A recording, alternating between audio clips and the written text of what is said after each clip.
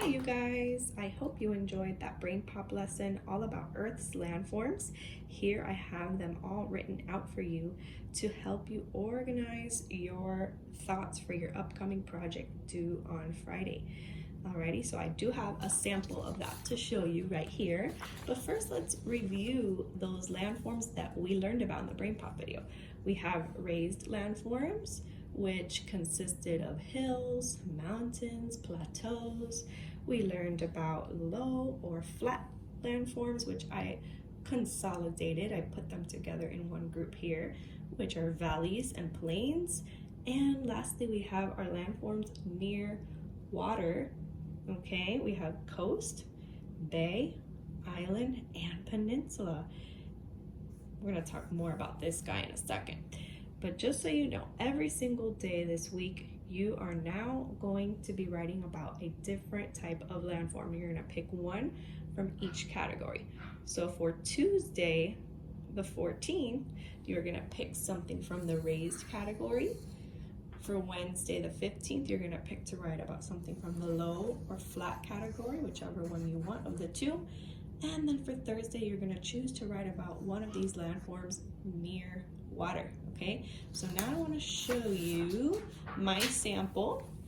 This is Miss Byerly's project of Earth's landforms.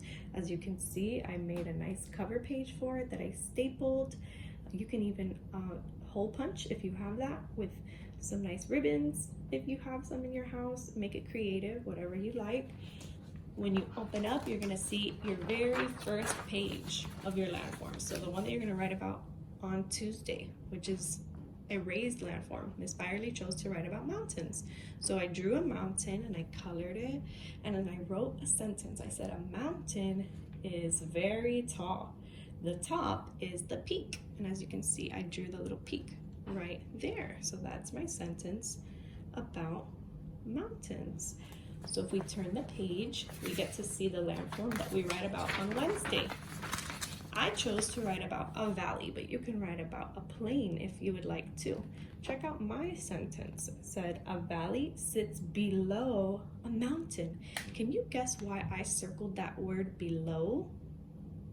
If you said it's because it's a preposition, you are correct. I want you to try to use as many prepositions as you can throughout your project. Remember, prepositions are placement words, like on top of, below, in, between, around. Right, guys? Pretty cool. Lastly, the landform that you're going to be writing about on Thursday. I chose to write about an island. So here's my sentence right here. It says, an island has water all around it. Uh-oh, there's another preposition, so I highlighted it.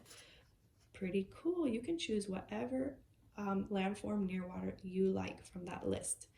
And I'll make sure to provide you with that list so you can always go back to it. And you can always go back to the Brain Pop video to remind you about landforms and all of their special features.